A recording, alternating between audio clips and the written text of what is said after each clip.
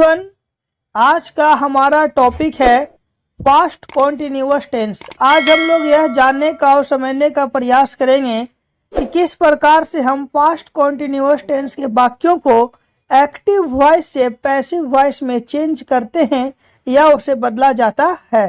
देखिए, मैंने यहाँ पर एग्जाम्पल के तौर पे बहुत सारे पास्ट कॉन्टिन्यूअस टेंस के वाक्यों को लिया है।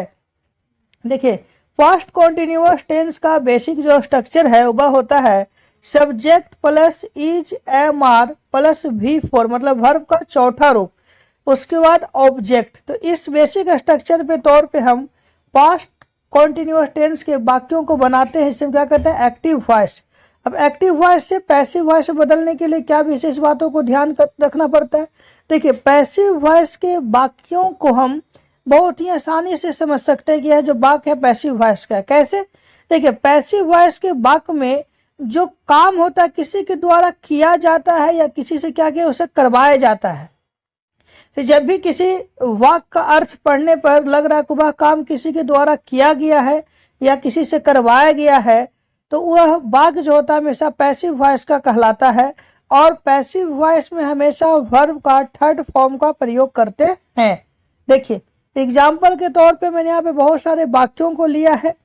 क्या मैं खा रहा हूँ, the I was eating, basic structure मैंने बनाया था। क्या होगा, एक्टिव वॉइस का वाक्य। इसके बाद क्या, चोरों को पीटा जा रहा था, मतलब किसी के द्वारा क्या कह रहा, चोरों को पीटा जा रहा था। तो the thief was win beaten, ये किसका वाक्य है, पैसिव वॉइस का। हम लोग पढ़ रहे थे, वी वर रीडिंग, ये क्या हमारा एक्टिव वॉइस। मिठाइयाँ बांटी जा रही थी, स्वीट्स वर विन डिस्ट्रीब्यूटेड, ये किसका वाक्य है, पैसिव वॉइस का है। आप रो रहे थे, यू वर वीपिंग, कैसा वाक्य है, एक्टिव वॉइस का। खिलौने बेचे जा रहे थे, टॉयज वर विन सोल्ड, किसका वाक्य है, पैसिव वॉइस का। सीता खेल रही थी, सीता वॉज प्लेइंग। मुझे तंग किया जा रहा था, आई वॉज विन वेक्स्ड।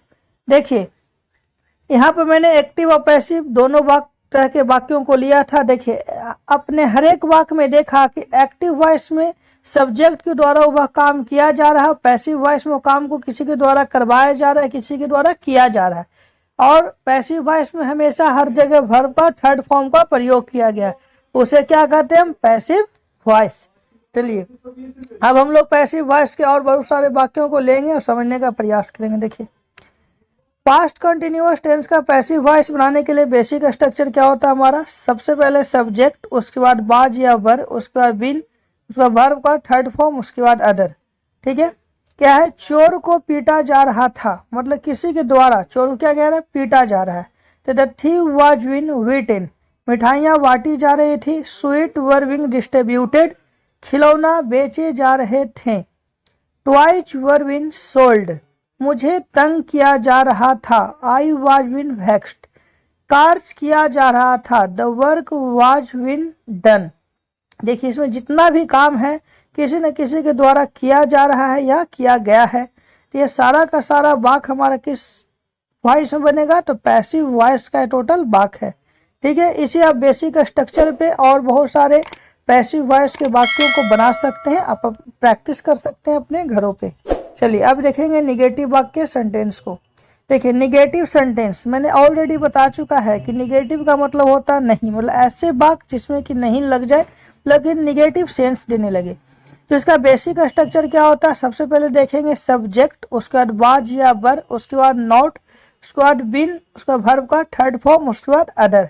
ठीक है, इसी बेसिक स्ट्रक्चर पे हम वाक्यों को बनाएंगे। देखिए, एग्जाम्पल के तौर पे मैंने यहाँ पे बहुत सारे वाक्यों को लिया है। पहले का है, खेत जोते नहीं जा रहे थे, the fields were not been plotted, पेड़ काटे नहीं जा रहे थे, trees were not been cut, गाना नहीं गाया जा रहा था, the song was not been sung, मुझे पढ़ाया नहीं जा रहा था, I was not been taught, काम को नहीं किया जा रहा था, the work was not been done. तो इस प्रकार से मैंने सारे वाक्यों को बनाया इस बेसिक स्ट्रक्चर की मदद से, और आप अपने घर पे भी प्रैक्टिस कर सकते हैं। चलिए, निगेटिव के बाद हमारा क्या आता है, इंट्रोगेटिव सेंटेंस। देखिए, इंट्रोगेटिव सेंटेंसेज, ये जो ऊपर में हमारा क्या है, बेसिक स्ट्रक्चर दिया हुआ जिसके की सहायता से हम इंट्रोगेटिव वाक्यों को आसानी से बना सकते हैं। पहला क्या यूज होगा हमारा, वाज या वर, उसके बाद सब्जेक्ट, उसके बाद नॉट, उसके बाद बिन, उसके बाद वर्ब का थर्ड फॉर्म, उसके बाद अदर। अगर देखिए वाक्य में नहीं है शब्द का तब आपको नॉट का प्रयोग करना है, अन्यथा आपको नॉट का प्रयोग नहीं करना है। तो क्या खेत पटाया जा रहा था, तो was the field being irrigated, ठीक है। क्या मिठाइयाँ बांटी जा रही थी, were the sweets being distributed, क्या तुम्हें पीटा नहीं जा रहा था। देखिए इस वाक्य में नहीं लगा हुआ तो यहाँ पे नॉट का प्रयोग करेंगे, जिस वाक्य में नहीं था वहां पर मैंने नॉट का प्रयोग नहीं किया है, ठीक है। Were you not been beaten.